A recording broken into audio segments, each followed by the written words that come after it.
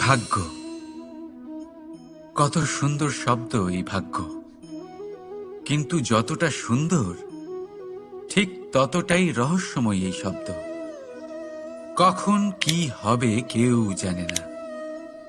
লোকে বলে যে ভাগ্যে যা লেখা আছে তার চেয়ে বেশি কিছুই পাওয়া যায় না, তার চেয়ে কমও কিছুই পাওয়া যায় না।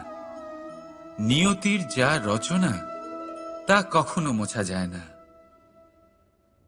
কিন্তু কেউ এইটা বোঝে না যে নিয়তি আপনার কর্মের দ্বারা বদলায়।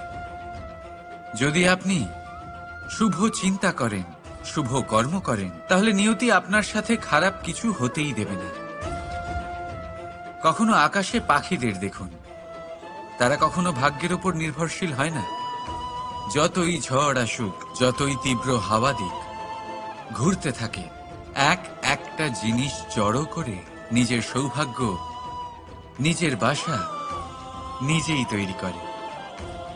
নিজের সন্তানের জন্ম দেয়, তাকে লালন পালন করে, নিজেই তাকে উড়তে শেখায়, কখনোই ভাগ্যের উপরে নির্ভরশীল হয় না সে। এই বিষয়টা আমাদেরও শিখতে হবে। তাই মনে রাখবেন, আপনার ভাগ্য নিয়তির লিখন নয়। আপনার ভাগ্য তাই যেটা আপনি দিনের পর দিন আপনি নিজেই লেখেন। কিছু নিজে পরিশ্রম করে, কিছু নিজের ভাবনার জোরে। রাধা রাধা। মানুষের স্বভাব হলো যে সে সবসময় নিজে বলতে চায়, কারুর কথা শুনতে চায় না। কিন্তু তার এই স্বভাব তাকে এক বিশাল বড় জ্ঞানের থেকে দূরে সরিয়ে রাখে, সামনের মানুষের ব্যক্তিত্বের জ্ঞানের থেকে দূরে। তাই যদি আপনি কাউকে চিনতে চান, কাউকে বুঝতে চান, তাকে থামাবেন না, শুধু বলতে দিন। কারণ একজন ব্যক্তির ব্যক্তিত্ব লুকিয়ে থাকে তার কথার মধ্যে, আর তার আসল পরিচয় লুকিয়ে থাকে তার শব্দের পেছনে। বলতে দিন, আস্তে আস্তে আপনি সব বুঝতে পারবেন। এটাই তফাৎ হলো একজন সাধারণ মানব আর একজন মহামানবের মধ্যে। এক যে কাউকে বলতে দেয় না, আর এক যে সবার কথা শুনে। তাহলে সিদ্ধান্ত আপনার, আপনি কি সাধারণ হতে চান না অসাধারণ? কারণ এই ভবিষ্যৎ আপনার। রাধা রাধা। ভাগ্য আর কর্ম, এই দুই এমন শব্দ যাকে ঘিরে সমগ্র সংসার। কেউ বলে আমার ভাগ্যে এটা ছিল না, যা পেলে আমার জীবন অন্যরকম হতো। কেউ বলে আমার গত জন্মের কর্ম নিশ্চয়ই এমন ছিল, যে কারণে এই জন্মে এরকম ভাগ্য পেয়েছি আমি। এসব বাদ দিন আর একবার শান্ত চিত্তে ভাবুন। আপনি বুঝতে পারবেন যে ভাগ্য আর কর্ম এই দুই এই জন্মের। তফাৎ শুধুমাত্র এটাই যে যদি ভাগ্যের কথা বলা হয়, তাহলে আপনি এই ভাগ্যের থেকে যত বেশি আশা করবেন তত বেশি নিরাশ হবেন আপনি। কারণ এই আশা আপনাকে কর্ম করা থেকে আটকায়। যদি কথা বলা হয় কর্মের, তাহলে নিজের কর্মের প্রতি যত বিশ্বাস রাখবেন তত বেশি সফলতা আপনার কাছে আসবে। তাই একটা কথা মনে রাখবেন, ভাগ্য আপনার কর্ম নির্ধারণ করে না, কিন্তু আপনার কর্ম আপনার ভাগ্যকে অবশ্যই নির্ধারণ করে। রাধা রাধা। এই সংসারে আলোর উৎস কি? সূর্য। এই সংসারে মিষ্টি জলের উৎস কি? নদী। এই সংসারে উচ্চতার প্রতীক কি হয়? হিমালয় পর্বত। আমরাও জীবনে এরকমই হতে চাই, সূর্যের মতো তেজস্বী হতে চাই, নদীর মতো পূজনীয় হতে চাই, হিমালয় পর্বতের মতো উচ্চতা লাভ করতে চাই। সব ঠিক আছে, কিন্তু তার জন্য আমরা কাজ কি করি? যদি এরকম আমরা হতে চাই, তাহলে সবার আগে সূর্যের মতো নিজেকে উজ্জ্বল করুন। সূর্যের সব থেকে বেশি আলো নিজের অন্তরে থাকে। নদীর মতো নিজের পথ নিজেই তৈরি করুন। পাথরের সাথে ধাক্কা খাওয়ার পরেও থেমে না যাওয়া শিখুন। হিমালয় পর্বতের মতো উচ্চতা লাভ করতে হলে সেটার মতো অটল থাকতে শিখুন। একটা কথা অবশ্যই মনে রাখবেন,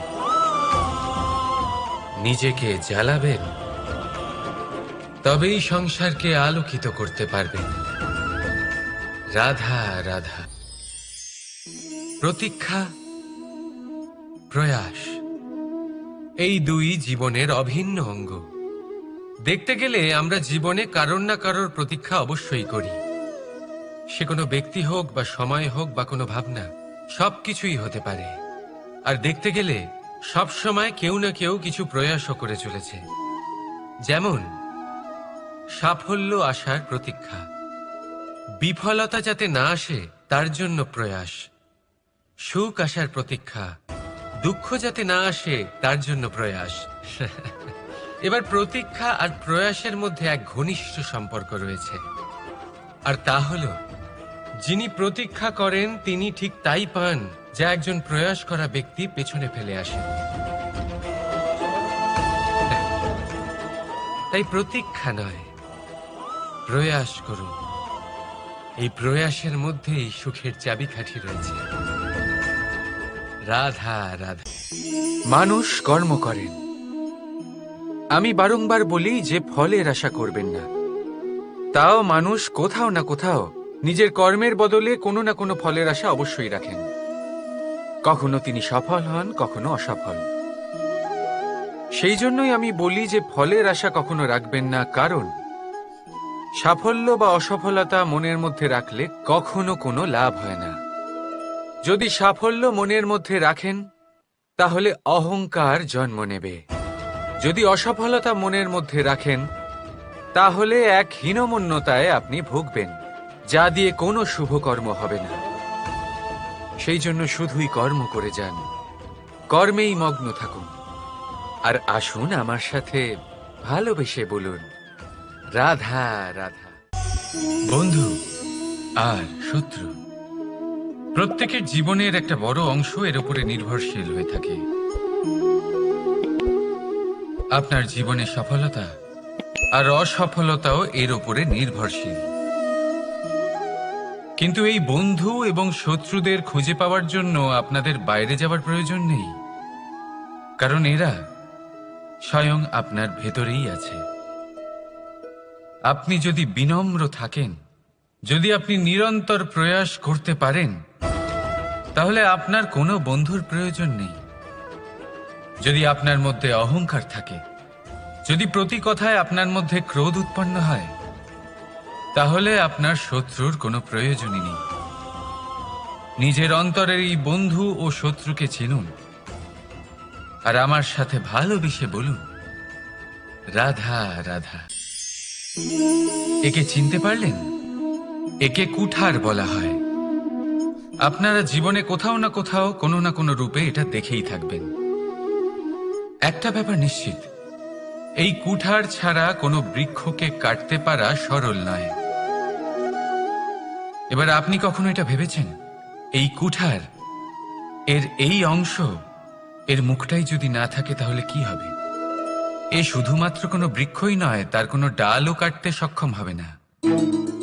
এবারে ভাবুন, এই শুকনো কাঠের হাতল এ আমরা কোত্থেকে পেলাম? কোনো এক বৃক্ষ থেকেই।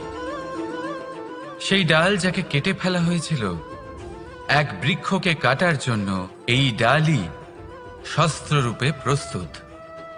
আমাদের জীবনে আমাদের প্রিয়জন, আমাদের আপনজন যখন সময় কখনো কখনো তাদের সঙ্গ না দেয়, যদি তারা দৈন্য দশায় থাকেন, তাহলে তাদের সঙ্গ কখনো ছাড়বেন না। ওনাদের প্রয়োজন শুধুমাত্র মনোবল। তা তাদের দিন, তাদের সাহায্য করা আপনার কর্তব্য। হয়তো তাদের সাথে থেকে আপনার কোনো লাভ হবে না, কিন্তু তাদের দূরে থাকাতে আপনার ক্ষতি অবশ্যই হতে পারে। সর্বদা সাহায্য করুন। সঠিক সময় আসলে তা আপনার সহায়ক অবশ্যই হবে। রাধা রাধা। আমাদের মধ্যে বেশিরভাগ মানুষেরই এই অভিযোগ থাকে যে মানুষ তখনই আমাদের স্মরণ করেন যখন সেই সময় আসে যখন আমাদেরকে প্রয়োজন হয়, যখন কোনো কাজ থাকে, যখনই এই সময় পেরিয়ে যায়, তাদের কার্যসিদ্ধি হয়ে যায়, তারা আমাদের থেকে দূরে চলে যান, ভুলে যান আমাদের। এবার এই বিষয়ে ভেবে খারাপ অবশ্যই লাগে। এই পরিস্থিতিকেই অন্য এক দৃষ্টিভঙ্গি দিয়ে দেখার চেষ্টা করুন। মনে রাখবেন, মানুষ প্রদীপের সন্ধান তখনই করেন যখন তার জীবনে অন্ধকার থাকে। আপনি প্রসন্ন হয়ে উঠুন, কারণ আপনার কাছে সেই সুযোগ আছে যে কারোর জীবনে প্রকাশের কিরণ আনতে পারছেন, কাউকে সঠিক পথ দেখাতে পারছেন, কারোর সহযোগিতা করতে পারছেন, এই পুণ্য অর্জন করতে পারছেন। কারোর থেকে কোনো আশা রাখার দরকার নেই। যার আপনাকে যতটা প্রয়োজন তাকে ততটাই সাহায্য করুন, ততটাই সবাইকে প্রেম বিতরণ করুন। আর এই প্রেমের ভাব নিয়েই আমার সাথে বলুন, রাধা রাধা। এটা সেই নৌকার প্রতিরূপ যা আমাদের নদী পার করায়। এবার বিষয়টা একটু ভেবে দেখুন। সেই বিশাল নৌকা যা আমাদের নদী পার করায়, সেটার নির্মাণ নদীতে নয়, ডাঙায় হয়। আর যদি আমরা এটাকে নদী অবধি পৌঁছতে চাই, তাহলে আমাদের দরকার পড়ে কোনো গরুর গাড়ির অথবা ঘোড়ার গাড়ির। তার সাহায্যে একে বহন করা হয়।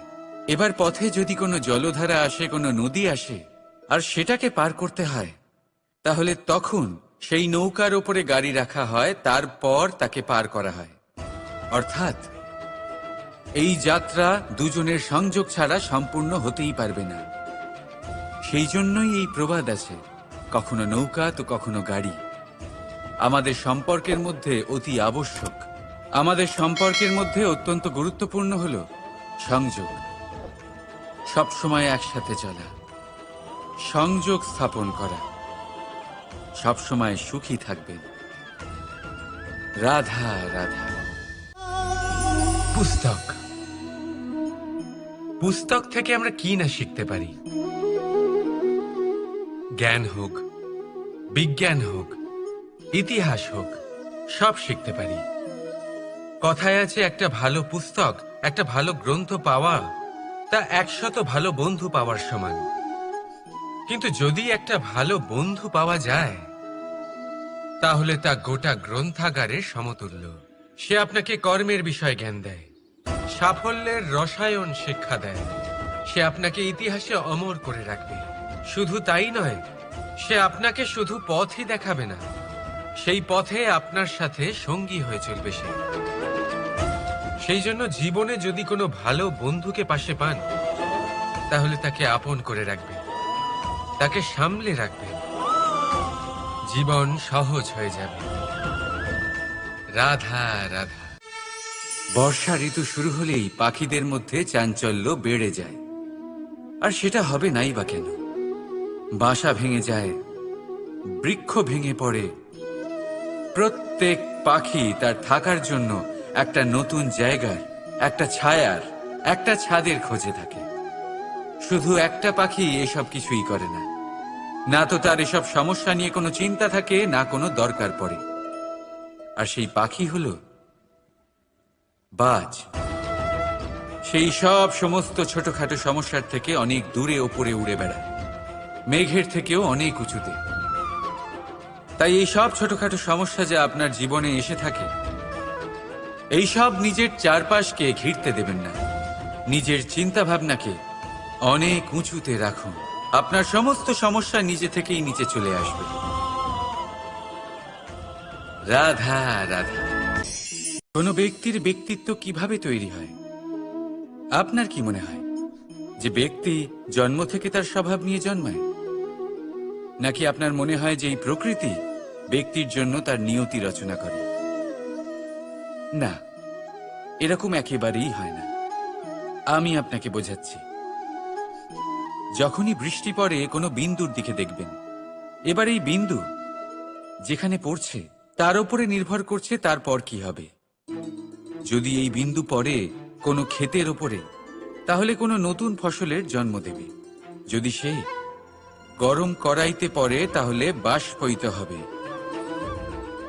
যদি সে কোনো সাপের মুখের ভেতরে পড়ে, তাহলে বিষ তৈরি হবে। ঝিনুকের ভেতরে পড়লে মুক্তো তৈরি হবে।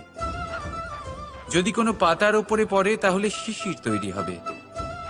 একই বিন্দু, কিন্তু তার সঙ্গত তার ভবিষ্যৎ এবং ব্যক্তিত্ব নির্ধারণ করবে। এবার এটা তো শুধুমাত্র এক বিন্দু, তার কাজ হলো শুধুমাত্র পড়া। কোথায় সেটা সেও নির্ধারণ করতে পারে না। কিন্তু আপনি হলেন মানুষ। আপনি বাছাই করতে পারবেন যে আপনার সঙ্গী কারা হবে, কাদের সাথে আপনি মেলামেশা করে বড় হবেন।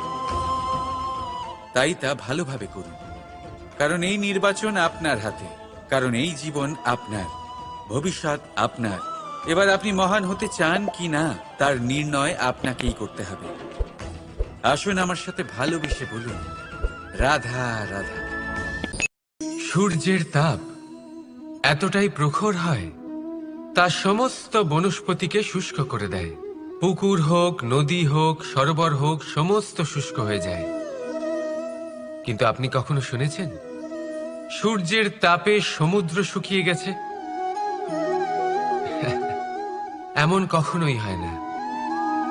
আর এর পিছনেই লুকিয়ে রয়েছে এক অমূল্য জীবনের শিক্ষা। সমুদ্রের মতো নিজেকে ধৈর্যশীল করে তুললে, নিজেকে সংযমী করে তুললে, সূর্যের তাপ আপনার কোনো ক্ষতি করতে পারবে না। আপনার অন্তর থেকে সেই তাপ বাষ্পায়িত হয়ে মেঘ তৈরি হয়ে সূর্যকে ঢেকে দেবে, আর তারপর হবে শুধু সাফল্যের বৃষ্টি। তাহলে আসুন আর আমার সাথে ধৈর্যের সাথে বলুন, রাধা রাধা। মানুষ অসুস্থ কেন হন? শারীরিক দুর্বলতার কারণে? না, মানুষ অসুস্থ হন তার মানসিকতার কারণে, তার বিবেকের কারণে, তার কর্মের কারণে, তার ক্রোধের কারণে। আর যখন কেউ সুস্থ হন, ঠিক হয়ে যান, তার মানে এটা নয় যে শুধু ওষুধের জন্য তিনি সুস্থ হয়েছেন। না, এটা কারোর তার প্রতি প্রেমের প্রভাব, বিশ্বাসের প্রভাব, সম্বলের প্রভাব। শুধুমাত্র ওষুধ দিয়ে কিছুই হয় না। যদি মনে প্রেম থাকে, বিবেক থাকে, বিশ্বাস থাকে, সম্বল থাকে, তবেই সেই ওষুধ কাজ করতে পারে। তাই মনে রাখবেন, এই জীবন হলো অত্যন্ত ছোট। মনে প্রেম ভাব রাখুন, মিত্রতা করুন, শত্রুতা নয়। ভালোবাসুন, বিদ্বেষ নয়। আর এই ভালোবাসার সাথেই বলুন, রাধা রাধা। মানুষ জীবনে সব সময় চিন্তা করে, ভাবতে থাকে যে তার জীবনে কতই না সমস্যা। তারপরে নিজের আশেপাশে দেখে আর ভাবে যে সবাই কত প্রসন্ন, শুধু আমার জীবনেই সমস্যা আছে। কিন্তু বিষয়টা তা নয়। শুধু প্রত্যেক ব্যক্তিরই নয়, প্রত্যেক প্রাণীরও জীবনে সমস্যা আছে। এবার মানুষ একটা পাখিকে দেখে এটাই ভাবে যে এদের জীবন কতটা সহজ। কোনো দেশেরই সীমারেখা এদের ওপর লাগু হয় না। কোথায় থাকবে সেই নিয়েও কোনো ভাবনা নেই। কত শান্তির জীবন এদের। তারপর সে একটা পিঁপড়েকে দেখে আর এটা ভাবে, কি অসাধারণ, এদের তো সারা জীবনই মাটির উপরেই অতিবাহিত হয়, খাবারটাও মাটিতেই পেয়ে যায়। কি শান্তির জীবন এদের। কিন্তু যখন কোনো ঝড় আসে, তখন সবার আগে সেই পাখির বাসাটাই ঝড়ে ভেঙে যায়। এই পাখি যে শাখাতেই গিয়ে বসে পড়ুক, তাদের উপর সবসময় সংকট থাকে যে ওপর থেকে কোনো বড় পাখি এসে তাদের উপর প্রহার না করে, তারা নিজেদের প্রাণ না হারায়। আর যদি কথা বলি পিঁপড়েকে নিয়ে, এদের উপর সবসময় সংকট থাকে যে কোনোভাবে বাতাস বা জল এদের ভাসিয়ে না নিয়ে যায়, কোনো প্রাণী ওকে পা দিয়ে পিষে না দেয়, এই পিঁপড়ে পিষ্ট হয়ে না মারা যায়। দেখুন, সমস্যা প্রত্যেকের জীবনে রয়েছে, আর এই সমস্যা আসতেই থাকবে। এর অর্থ এটা নয় যে এই সমস্যার সম্মুখীন হওয়া যায় না, এর সমাধানও সম্ভব নয়। প্রত্যেক সমস্যার সমাধান অবশ্যই আছে, শুধু শান্ত মনে সেটা খুঁজে বের করতে হবে। তাহলে সেটাই করুন, প্রত্যেক সমস্যার সমাধান করতে থাকুন। যত সমাধান করবেন, জীবন আনন্দময় হয়ে উঠবে। যদি সমাধান না করেন, তাহলে আজীবন দুঃখই পেতে থাকবেন। আসুন আমার সাথে ভালোবেসে বলুন, রাধা রাধা।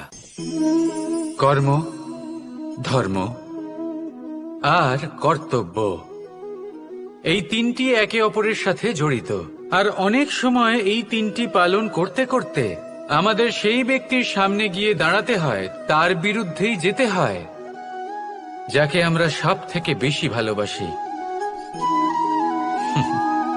কিন্তু সেইখানে এই যুদ্ধ কোনো ব্যক্তিগত যুদ্ধ থাকে না।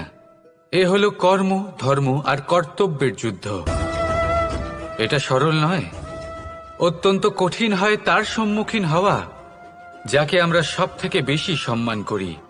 কিন্তু আমাদের তো আমাদের ধর্মের পথে চলতেই হবে, কারণ আমরা কর্মবদ্ধ, কর্তব্যবদ্ধ, আর এটাই করা উচিত।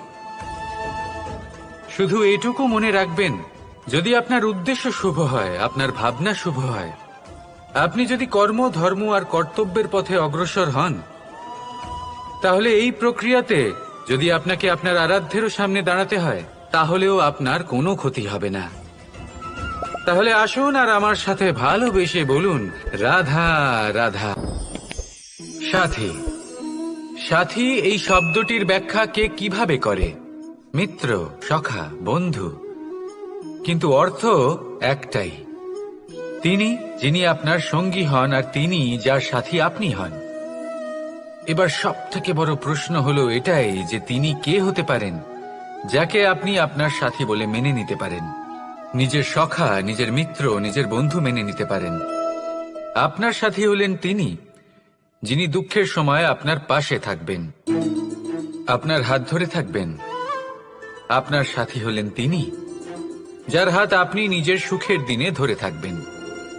সেই সাথীরই হাত ধরুন যিনি দুঃখে সবসময় আপনাকে সাহায্য করার জন্য তৎপর হয়ে থাকেন, আপনার পাশে থাকেন, আর যাকে সুখের দিনে আপনি আপনার সাথে রাখতে পারেন। আর যখন আপনার সাথে আপনার এই সাথী থাকবে, তখন আপনি এটা বুঝবেন যে যখন জীবনে দুঃখ আসে, তখন এই দুঃখ কমে যায়, সবার মধ্যে ভাগ হয়ে যায়। আর যদি তখন সুখ আসে, তাহলে সেটা সবার উপস্থিতিতে আরো বেড়ে যায়। এটাই হলো প্রেম, এটাই হলো ভালোবাসা, এটাই হলো সঙ্গ। যেমন সম্পর্ক আমার আর রাধার মাঝে। তাহলে আসুন আর আমার সাথে ভালোবেসে বলুন, রাধা রাধা। মানুষ এক অত্যন্ত বিচিত্র প্রাণী। পরিকল্পনা করে, ষড়যন্ত্র করে, প্রচেষ্টা করে, কাউকে পরাজিত করার চেষ্টাও করে।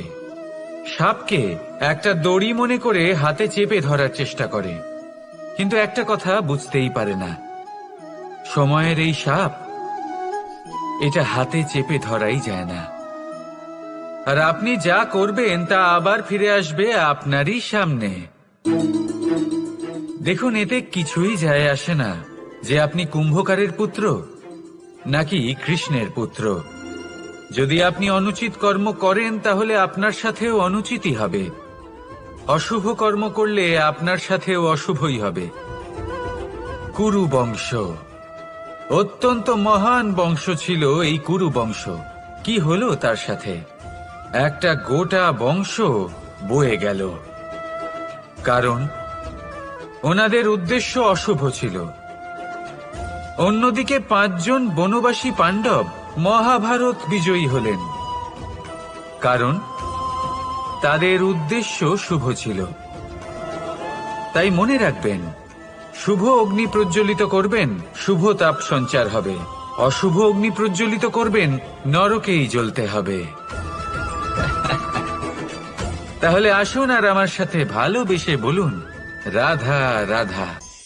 জীবনে এমন কিছু কাজ রয়েছে যা আপনাকে একাই করতে হয়, আর এমন কিছু কাজ রয়েছে যা আপনাকে একসাথে মিলে করতে হয়, একজোট হয়ে, সঙ্গবদ্ধ হয়ে। এবার সঙ্গবদ্ধ বলতে কি বোঝাতে চাইছি? আমি তাদের কথা বলছি না যারা বাস্তবিকভাবে একে অপরের সাথে কাজ করেন। আমি তাদের কথা বলছি যারা একে অপরের থেকে দূরে থেকেও একে অপরকে বিশ্বাস করেন। আমি আগেও বলেছিলাম, সমস্ত বিশ্বের আশা বিশ্বাসেই বসবাস করে, তাই না? তাই যেখানে সমস্ত বিশ্ব আছে, সমস্ত সংসার আছে, সেইখানেই বিশ্বাস রয়েছে। তাই আপনার আশেপাশে এমন দল সঙ্গবদ্ধ করুন যাদের আপনার উপর বিশ্বাস আছে আর যাদেরকে আপনি বিশ্বাস করতে পারেন। তাহলে আসুন আর আমার সাথে ভালোবেসে বলুন, রাধা রাধা। আমরা যে মানুষকে চাই, যাকে আমরা ভালোবাসি, তাকে একটা উপহার অবশ্যই দিতে চাই। এমন এক উপহার যা ওনার ভালো লাগবে, যা শ্রেষ্ঠ হবে, অতি প্রিয় হবে, বহুমূল্য হবে, বা বলতে পারেন মূল্যবান হবে। তাই আমরা কি করি? আমরা বাজারে যাই, তার জন্য স্বর্ণ, আভূষণ, হিরে, মুক্ত এইসব নিয়ে আসি। কিন্তু এটাই কি সর্বশ্রেষ্ঠ উপহার? কখনোই না। সর্বশ্রেষ্ঠ উপহার হল স্বাধীনতা, তাকে নিজের মনের মতো বাঁচার স্বাধীনতা। যদি আপনি কাউকে স্বাধীনতা না দিতে পারেন, তাহলে সে কোথাও না কোথাও বন্দী হয়ে যায়, তার বিকাশ কোথাও না কোথাও আটকে যায়। কিন্তু যদি আপনি কাউকে স্বাধীনতা দিতে পারেন, তাহলে আপনি দেখবেন ও সমস্ত সংসারকে, এই জীবনকে নিজের দৃষ্টিভঙ্গি দিয়ে দেখবে, বুঝবে যে কোনটা হলো উচিত আর কোনটা হলো অনুচিত। আর এটাই হলো সর্বশ্রেষ্ঠ। আর এবার যদি কাউকে স্বাধীনতার মাধ্যমে এত বড় একটা শক্তি দিতে পারেন, তাহলে আপনি আমাকে বলুন, এর থেকে বড় উপহার আর কি হতে পারে? আসুন আর আমার সাথে ভালোবেসে বলুন, রাধা রাধা।